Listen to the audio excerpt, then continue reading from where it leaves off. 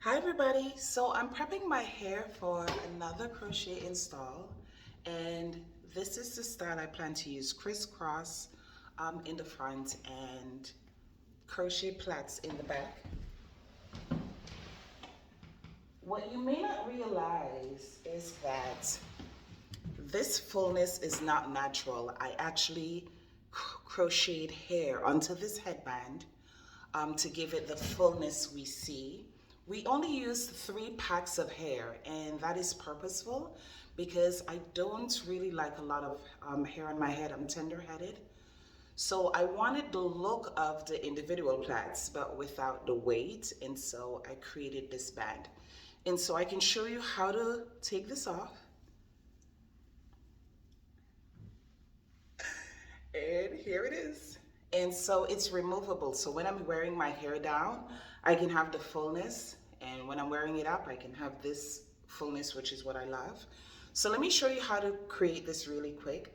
This is an update to a technique I created about 10 years ago. I see it's being used a lot on YouTube, but I just wanted everybody to see that it's me updating the technique I created initially. But this is the quick tutorial on how it's created. So this is the headband. You can use any kind, of course. I love the bling. So I just loop it around, pull this through, latch hook it on.